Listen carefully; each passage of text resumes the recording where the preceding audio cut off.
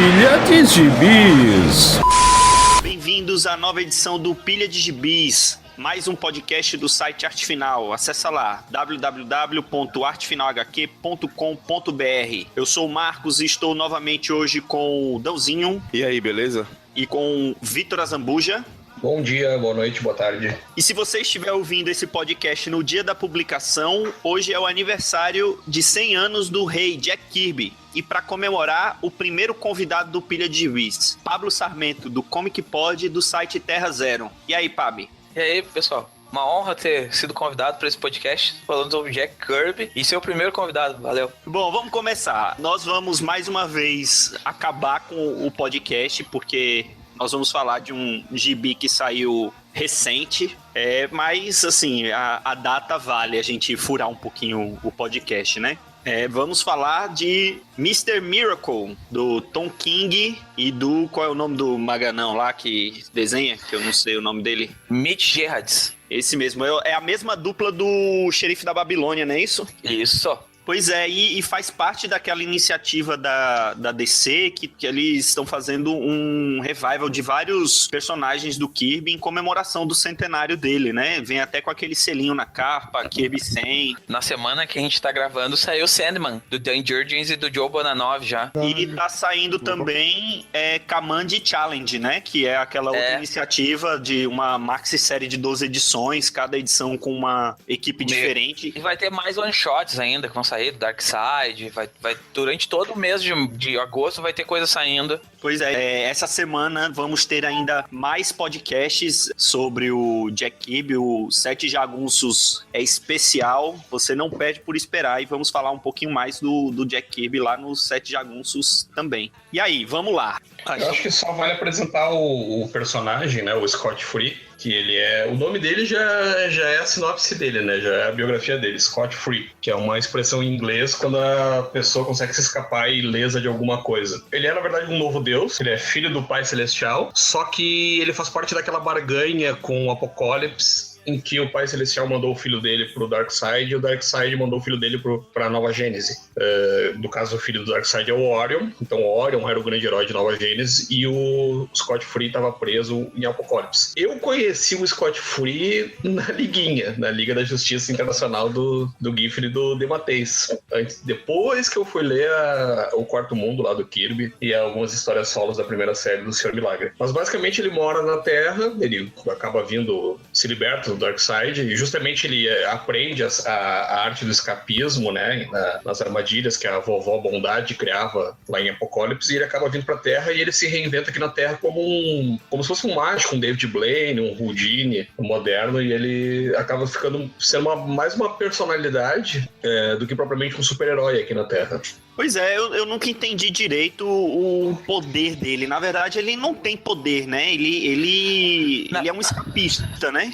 Ele é um escapista e a roupa dele, o uniforme dele tem uma malha super tecnológica que ajuda ele a dar mais velocidade, mais força pra ele. É uma roupa que ele acabou melhorando ela quando ele veio pra Terra e começou a fazer esses escapismos. Ele aprendeu tudo isso com outro escapista, e esse escapista começou a explicar pra ele como é que era, e ele foi melhorando a roupa pra depois poder fazer as escapadas, e aí que ele ficou conhecido, né? Fora a ajuda da caixa materna, né? A caixa materna... Isso. A caixa materna tá ligada à roupa dele diretamente. E esse primeiro, o Senhor Milagre, só serve mesmo pra dar o nome, praticamente, né? Dar o nome e dar ideia pra ele, né? Bom, vamos falar já que já demos a introdução de quem é o personagem, vamos falar um pouquinho dessa edição do Tom King. E aí, Pablo, o que você achou dessa edição? Cara, eu achei uma edição muito boa, assim, tipo, eu não esperava uma edição com tanta qualidade quanto saiu, assim. Eu acho que é o gibi mais com a carga de peso, assim, de texto e ideias, assim, mais poderoso que saiu, assim, nos Estados Unidos nos últimos 2-3 anos. Não, eu tô sendo forte demais, mas desde que o Visão saiu, que também é do Tom King, eu acho que não via uma coisa tipo que tu abrisse a página e bum, desce na tua cabeça, assim, explodisse tudo, porque o cara foi inteligente pra caramba no que ele tá abordando, assim, na história. que basicamente o gibi dá uma aflição, ele te deixa num mal-estar desgraçado, aquela grade de 9 quadros por página, é exatamente pra te deixar com sensação de tu tá preso em alguma coisa e tu tá tentando te libertar, assim, sabe? E o Dark Side Is, que aparece em todas as páginas, é como se a equação da antivida tivesse dentro daquelas páginas, e toda hora que tu vê Dark Side Is na página é como se a equação antivida tivesse te dando um tapa na cara e te lembrando que ela tá ali toda hora pra te puxar pra baixo, sabe? E uma coisa que eu achei interessante é que ele começa, esse quadro Dark Side Is, ele começa num quadrinho dos 9 e no decorrer da história ele vai aumentando, né, a quantidade de quadros que ele aparece. Como se a coisa ficasse mais forte ainda, né? É como se a tensão ou a depressão que o Scott tá jogado dentro desse buraco que ele tá, fosse puxando ele mais pra baixo e ele não sabe o que ele fazer, porque em um certo ponto da história ele até ele fala assim, tipo, eu não sei mais o que é realidade e o que é visão da minha cabeça, porque eu tô perdido, sabe? Tanto que ele fala pra Barda isso. Vai ter um review que já foi publicado lá no Arte Final, que o Regi fez sobre essa edição. Uma das teorias que ele colocou é que aquele lance do Scott tentar suicídio no início é porque ele já está dominado pela antivida, e aquilo ali seria uma forma dele se livrar da antivida, né? Exatamente, não, é perfeita visão. É exatamente isso. O Scott, ele tá preso à antivida, ele tá, eu vou dizer, ele já foi tomado pela antivida, assim, e ele não sabe o que fazer. Então, tipo, e aquela página, ela é muito, muito pesada, assim, porque tu nunca vai imaginar um novo deus do alto do seu poder que ele tem, do que ele é, cortando os pulsos pra fugir, tipo, pra fugir da vida, assim, tipo, é a última saída que tu pode pensar. E isso também ajuda ao leitor entender o que é a equação antivida, que o Jack Kirby sempre falou muito, que a equação antivida é algo que vai fazer tu parar de querer viver, é uma coisa que vai te levar a quase morte, assim, e o suicídio é uma saída pra isso. E aí meio que o Tom King já deixa explicado, ó, a equação antivida, leitor, é igual a depressão profunda, é igual ao estado letárgico de tu não conseguir fazer nada na tua vida e tu parecer que é um zumbi vivo. E aí é exatamente isso. E como tu faz pra te sair da equação antivida e voltar a viver normalmente? Eu acho que é esse que vai ser a grande caminhada do Senhor Milagre nessa história, hein? E aí, eu achei massa, e você falou, ficou bem visível, né? Como ele passa essa angústia que o Scott tá inserido, você começa a ler o gibi, você vai se encolhendo, né? Você vai se encolhendo, aquela sensação ruim também. Você acompanha esse sofrimento que ele tá imerso, essa loucura que ele não sabe, né, se é realidade, se é segundo a cabeça dele. Isso eu achei foda. Como ele joga você na história de um jeito que você fica preso. E assim, mesmo a primeira vez que você lê assim, vou ler rapidinho aqui, tô saindo, sabe? Daquela passada de vista, você começa a ser jogado na história de um jeito que você não consegue só ler ela, assim, pé na banca de jornal, vamos dizer. Você já é jogado de cara, você já é jogado nela, sabe? Você já fica preso naquilo que ele se propôs. Ainda tem, assim, você, no decorrer da história, você fica meio... Tem aquela coisa de tentar entender por que ele tentou se suicidar, e tem toda aquela parte da entrevista ali pro Godfrey, né? Que quem leu Lendas vai lembrar. Ele tá ali dando entrevista e ele fala naturalmente, né? Assim, qual a única coisa que ninguém consegue escapar? É da morte. Aí você fica pensando se aquilo dali realmente foi alguma coisa que se suicidar, se foi pra escapar realmente da antivida, ou se foi querendo fazer mais um truque que ninguém fez ainda, né?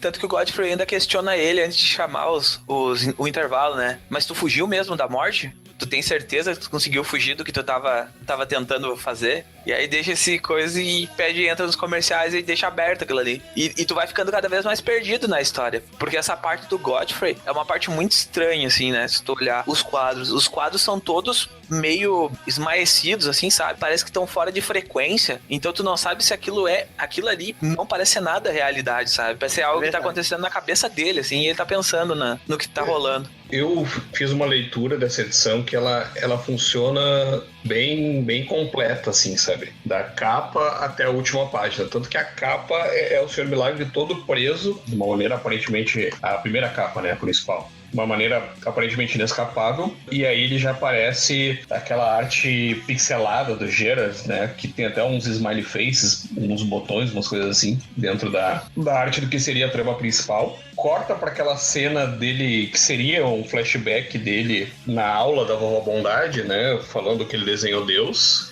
E ninguém sabe como é Deus, e ele diz, não, ninguém sabe até agora. E aí você vê que tem umas marcas de durex, assim, sabe, de fita adesiva, como se aquilo fosse uma coisa antiga, que alguém tentou tapar os olhos dele, alguém tentou censurar ele, e agora que se tirou isso.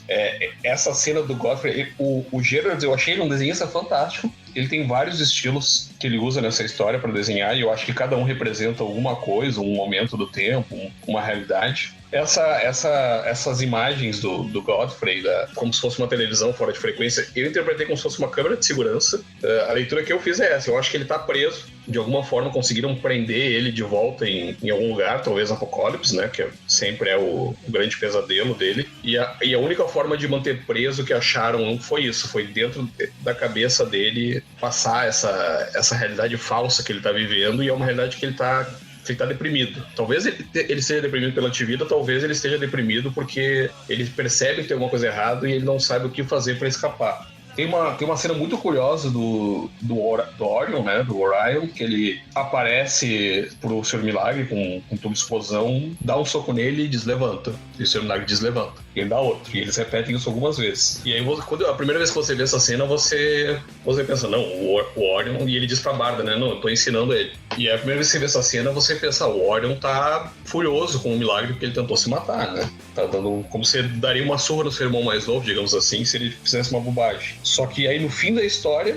quando a Barda diz, não, a gente tem que ir pra Nova Gênesis pra lutar ao lado do Pai Celestial contra o Darkseid, e o Milagre fala, não sei como escapar, eu não sei como escapar disso. E a Bárbara dá um tapa nele e diz, levanta. Ele diz, levanta, e aí fala, né, e o ato continua, então dá a entender que eles repetiram isso algumas vezes. Então eu acho que tudo isso, na verdade, é uma prisão. Acho que não é só uma história sobre a depressão dele. Então, eu acho que pelo menos esse finalzinho da edição, onde eles estão indo pra Nova Gênese, porque tem aquela mensagem lá que você falou do Orion, dizendo que o Darkseid atacou e eles têm que se juntar, que o Pai Celestial caiu e tal. Eu não sei se eu notei isso agora, tava dando uma olhada agora na edição. Ele até logo depois da aparição do Orion, o Scott fala dos olhos da Barda, falando assim, seus olhos estão não estão azuis, estão castanhos. Ela fala, não, mas meus olhos sempre foram castanhos. Ele, não, eram azuis. E no final, nessa sequência que eles estão de uniforme para poder pegar o tubo de explosão, os olhos dela estão azuis. São azuis. Uhum. É como se tivessem corrigido, né? Ele percebeu e aí eles corrigiram. Aí eu já acho que pode ser o seguinte, posso estar viajando, mas talvez essa sequência que se passa dele se matando seria algo no presente e aquela outra sequência seria algo no passado. Foi o que, depois daquilo, ele ficou preso, mas eu posso estar viajando também. A referência do Godfrey eu não tinha pegado, agora vendo ela, algumas coisas fazem mais sentido, né? Ele até tem uma cara bem maligna, né? E é um papo muito estranho, né? Eles estão num programa de TV falando com naturalidade sobre o suicídio dele. O próprio número que começa no programa de TV, ele é perfurado e sangra por tudo, né? Uma coisa bem sinistra. Tanto né? Não só o rosto, se você olhar a bancada que o apresentador tem o nome Godfrey, né? O nome do programa é alguma coisa com... Late Night with Godfrey, isso. Vocês chegaram a perceber que todo o quadrinho tem duas páginas inteiras só de arte, todo o resto é grade 9, três, na verdade. Splash Page, né? A primeira. Ele tem a Splash Page, aquela imagem dele falando que ele desenhou Deus, né? E depois só uma página preta escrito Darkseid isso, que é quando muda toda a história, né? Quando a história ganha cor pra caramba, né? No caso, naquelas últimas páginas. Porque ele tá desenhado meio escuro, né? No mundo real. Não, é exatamente o momento que ele consegue ver a cor dos olhos da Barda como azuis, né? Tem uma passagem importante também, que é ele conversando com o Oberon. E o Oberon conta essa piada, como se fosse uma piada da criança que desenhou Deus. Então eles retomam isso, né? E até eles dão muito destaque nessa splash page, que é logo no começo, em que aparece ele criança, como se ele tivesse sido censurado e depois uma coisa que eles resgataram. Eu acho que tem alguma coisa a ver com isso. Quem é esse Deus que ele tá desenhando? Ele tá falando dele mesmo? Ele tá falando de outra pessoa? Ele tá falando de alguém que vai vencer o Darkseid? E aí a Bárbara fala, não, o Orion não tava aqui, o Oberon, né? O Oberon morreu já. Tu percebeu que os desenhos do Oberon tem a mesma jogo de arte daquele Durex em cima dos olhos? Sim, tem um desenho que tem dois. Pelo menos tem o Durex, né? Tem dois. Sim, tem aquele que ele fala que ele ouviu uma piada na última noite, aí tem uma, e aí depois tem aquela que ele diz, vou ouvir essa piada antes. E aí ele tá também com o mesmo Durex no rosto. Parece que a leitura que eu fiz parece que é uma memória que tá suprimida. Uhum. E que eles estão tentando apagar, sabe? Que o Durex é bem em cima dos olhos, né? Uhum. Aí é como se ele tivesse conseguido tirar o Durex e ver o que é a memória, né? Eu achei essa cena do Darkseid Is, cada vez que aparecia esse texto Darkseid Is, que é uma coisa que não pode ter mais de um significado, né? Em português eu não sei como é que vão traduzir. Darkseid É Darkseid Darkseid Então, é bem interessante a maneira como a história fica te lembrando, né? Porque as séries mais recentes do Dr. Milagre eram bem cotidiano, né? Era a vida dele com a Barda na Terra. Até nas histórias lá da Liga do GIF, eles falam isso. A gente não quer ser super-herói, a gente quer ter uma vida comum aqui na Terra. Ela também escapou de Apocalipse, né? E aí você pensa, essa é uma história sobre a vida do Sr. Milagre, depressivo, que ele precisa de uma aventura. E aí o Tom King subverte completamente essa expectativa que já na cena dele no hospital ele já começa, Darkseid ele fica te lembrando, né? Não esqueça que tem a ameaça do Darkseid. Não, eu acho que a splash page já mostra tudo que vai ser a série, assim. Tu abre a página e tu olha o cara coberto de sangue, com os pulsos abertos, cortados, assim, tu, porra, fudeu. Vai ser faca na caveira isso aí, cara. Vai doer. Não, eu até tava reclamando de spoiler, porque eu vi uma conversa que o Marcos Villarco, acho que foi com o Reginaldo mesmo, falando, porque eu achei que o suicídio foi uma fuga. Puta, esse cara vai tentar se matar no fim da edição e eu tomei um spoiler. aí eu comecei a ler a edição, não, ele já começa, na primeira página ele já tá, né, esvaindo em sangue. Ou seja, parte daí, né, daí pra cima. Não, o pior é que quando saiu a série, assim, eu tentei cuidar bastante pra não comentar ela no Twitter e sair, tipo, largando spoiler. Então, tipo, eu falei o mínimo do mínimo. Eu só disse assim, cara, a série é um soco na boca, tipo a única splash page de toda a edição. Aí todo mundo vai, oh, meu Deus do céu. Não, cara, aquela splash page é muito louco. Não, falando de curiosidades, a série ela faz várias homenagens, né? O desenho do Geralt eu não conhecia, não li ainda o Xerife da Babilônia, mas tá incrível, eu gostei muito desse artista. Logo quando ele tá assistindo a TV, tem um comercial de TV dele, que é a cara do Sr. Milagre do desenho animado da Liga. O pôster que ele tem na capa dele é a capa da primeira edição do Jack Kirby, né? E aquela cena agora eu tô passando aqui as páginas, aquela cena do Godfrey, ele faz as mesmas caretas que ele fazia na fase com o Kevin Maguire desenhando. Sim, é verdade. As mesmas caretas. Cara, nossa, essa edição tá um primor. Se eles mantiverem essa qualidade, até o fim são 12, né? É uma maxi-série, tá programada para 12 edições. Vai ser muito legal. Cara, era isso que eu ia falar, da arte. Bicho, eu acho que ele se superou, o 20 diários aí, porque toda essa, além dessa que você falou, dessa composição da grade de 9 quadros, que é a ideia do Tom King, mas o visual que ele imprime, esses pequenos detalhes que você falou, a colorização também ficou muito foda, né? A colorização lá dele lendo ele na escola, ele novinho, ficou de um jeito, a parte com o Godfrey ficou de outro jeito, a sequência da história, sabe? Essa colorização ficou muito bonita. Tanto que se nas próximas 11 edições ele desenhar palitinho, já vai valer, pô, porque ficou muito foda o negócio, pô. Ficou muito bom, sabe? Vocês estão gostando bastante de Mitch Gerards, vocês têm que ler as edições dele, as edições que ele desenha do Batman com o Tom King. É um arco curtinho sobre uma história do Batman com a Mulher Gato, como é a brincadeira de morcego e gato, que um passa correndo atrás do outro a noite inteira na história. São os preliminares mais cansativos da história. Exatamente. Até só um comentário sobre o Gerards. Nessa edição, ele fez tudo, né?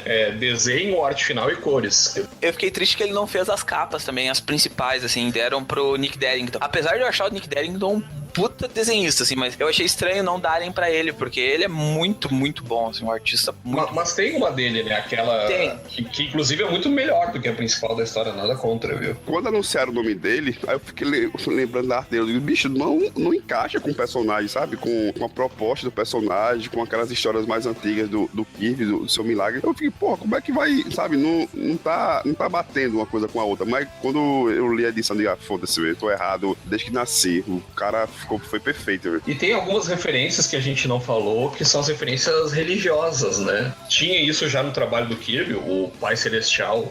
Até em português fica mais descarado, né? Em inglês é High Father, seria o Alto Pai, né? Mas o Pai Celestial seria uma versão de Deus. Nova Gênesis seria o céu, né? O paraíso. E o Scott Free, filho de Deus, é quem? Jesus, né? E volta pra nos salvar, né? E a capa, ele tá preso como em formato com os braços abertos, né? Como se estivesse numa cruz, né? Exatamente, como se ele estivesse crucificado, só que num equipamento mais modernoso, né? E até na história eles referem um pouco isso, né? Que ele é o filho que tem que voltar pra salvar. A história dele tá com as veias abertas, se esvaindo em sangue, também pode ser uma alusão a Jesus Cristo, né?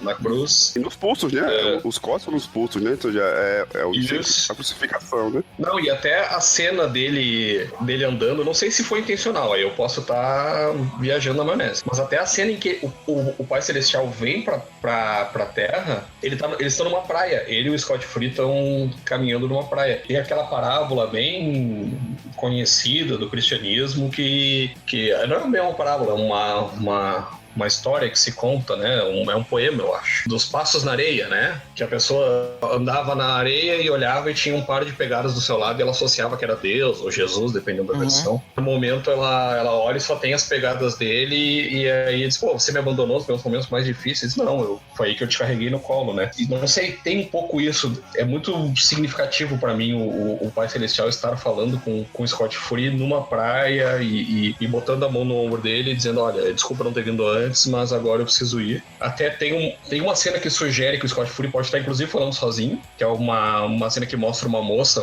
se bronzeando, olhando o celular e ela olha com uma cara meio esquisita assim pra ele.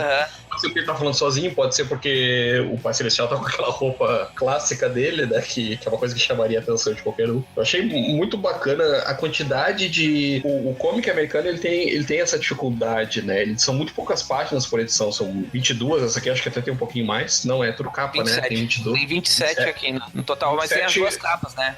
Tem as duas capas, tem as propagandas, né? Na verdade, tem 22 de texto de quadrinho, né? Eu acho muito bacana quando eles conseguem, em 22 páginas, contar uma história tão completa como foi essa. Tá, não tem final, óbvio. Eles vão desenvolver isso em 12 edições. Mas ela já te diz muita coisa. E eu tenho certeza que são coisas que vão ser retomadas lá adiante, e a gente vai voltar e, meu Deus, estava aqui o tempo todo, sabe? Eu não sei se vocês chegaram a ler a visão do Tom King. Não, tô esperando o calendário que a Panini prometeu. A Panini prometeu pra Deus sabe quando, na verdade. Volta daqui a 5 anos que a gente vai ter lido isso. O texto do Tom King em visão lembra muito o texto dele que ele tá usando agora, assim. Apesar dos personagens serem totalmente diferentes, um ser um ciborgue louco com uma família morando num subúrbio, o Senhor Milagre ser outra coisa, ser um deus na Terra, as histórias elas são meio que parecidas na coisa de quebrar os paradigmas, sabe? O Tom King gosta muito disso, de pegar personagens que até então as pessoas acham que são bobinhos e dar uma carga emocional e profundidade nele muito gigante em pouco tempo e em muitas poucas páginas. É isso que eu acho interessante nesse autor, assim, ele consegue fazer essas coisas em muitas poucas páginas e como normalmente ele tem um artista muito bom do lado dele, ele consegue fazer isso com um primor gigante, tanto que ganhou o Eisner esse ano por causa do Visão. Foi a melhor minissérie do ano de 2016 foi Visão. Então, é isso que é interessante na escrita do King, assim, é como ele usa esses personagens e como ele faz abordagens tão profundas em tão poucas páginas. E ele, todo mundo aqui acompanha ele no Twitter, ele faz o marketing que ele fez de Seu Milagre, não é aquele marketing que o Mark Millar faz, sabe? Aquele marketing e o Grant Morrison fazia, né? Nas entrevistas, aquele marketing espalhafatoso que, sabe, que vai ter um negócio muito foda. Ele tá empolgado com o negócio, né? Ele tá... O marketing dele é a empolgação que ele tem com a porra da história que ele escreveu, sabe? Isso é muito foda. Ele, assim, passa a sinceridade nisso, sabe? Ele diz, o negócio tá bom, que eu gostei muito de fazer. Eu tô gostando muito de fazer isso aqui. Isso aqui é muito bom, o jeito que eu tô conduzindo isso aqui, sabe? Então, você se empolga com isso. Você não fica com aquele negócio, tá só vendendo o peixe dele de um jeito espalhafatoso. Não, você fica querendo ler a história pela empolgação que ele passa do trabalho dele mesmo, sabe? Isso é muito legal. Ele fica postando fotos do bonequinho do Senhor Milagre. Toda hora. O Senhor Milagre está aí a pôr, Zé, o bonequinho dele em algum lugar. Ele é muito criança, cara, é muito legal. Ontem ele postou a foto do bonequinho dentro de um copo da Hello Kitty, assim. Ele está fugindo do... Ele tem 3 filhos, né? Eu acho que ele pega pra brincar com as crianças, ele começa a brincar, daqui a um pouco ele vai lá e tira uma foto da brincadeira que ele tá fazendo com os filhos, sei lá.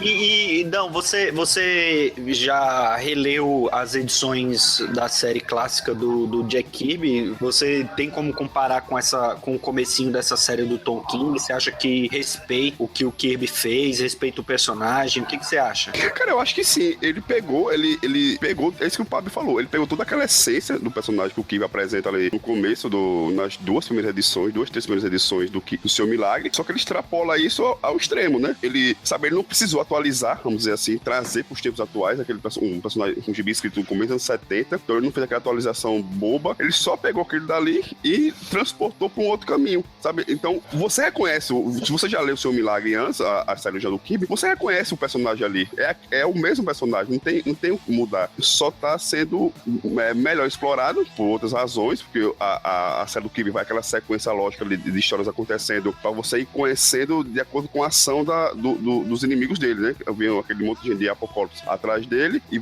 ele vai explicando ao Oberon através daquela própria ação, né? No que ele se mete. Mas então ele pega aquilo dali e ele só aprofunda tudo aquilo que o Kirby já tinha apresentado. Então se você já leu, você reconhece aquilo. Talvez você pode estranhar a Barda, né? A Barda ali de roupa normal dentro de casa, conversando com ele, né? É um outro jeito de você ver a personagem. Ele não inventou moda, sabe? Só pegar o nome, vamos dizer assim, pegou o nome do personagem e criou uma história. Não, ele ficou massa. E que personagem legal que é a Barda, né? E ele inclusive foi fiel a isso, que ela é aquela briga com todo mundo, tá sempre brava, tá sempre furiosa, bota todo mundo no seu devido lugar, só que com o Scott ela ama tanto ele que ela trata ele com luva de pelica, né? Ela faz tudo por ele, né? E aí no final da história, se é a Barda mesmo, no final da história, ela meio que se irrita, Scott, chega, né? Sai dessa, vamos lá.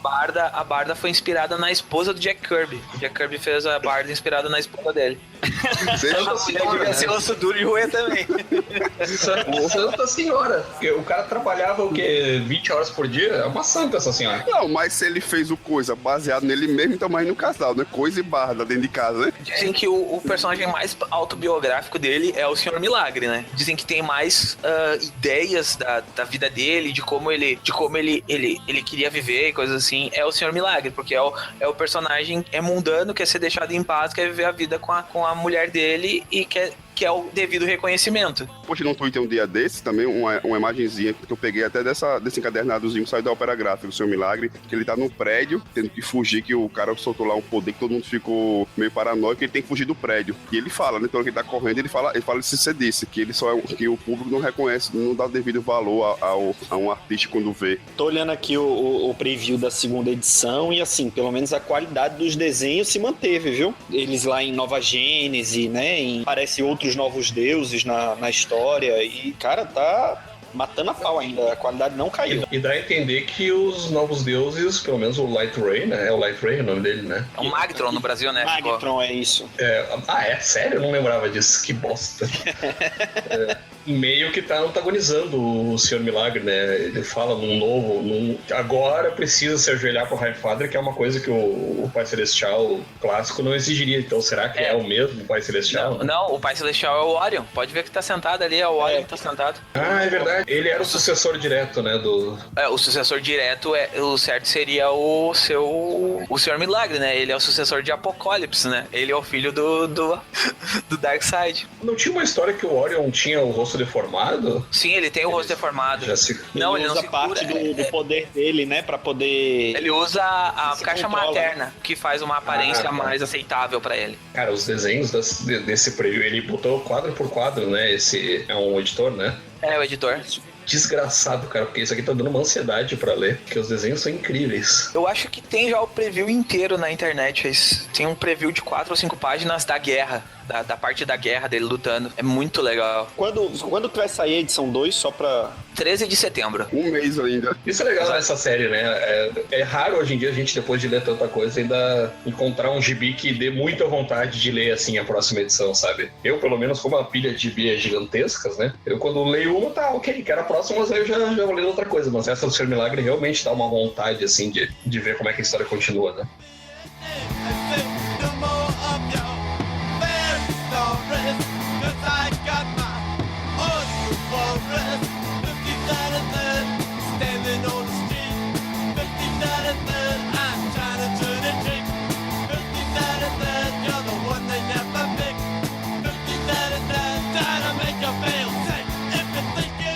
Pablo, assim, a média da leitura aqui da gente, a média da pilha, quer dizer, eu tô com a pilha de uns 7 meses, o Vitor tá com a pilha de uns 7 anos. Eu tô com a pilha desde a CCXP 2015. Pô.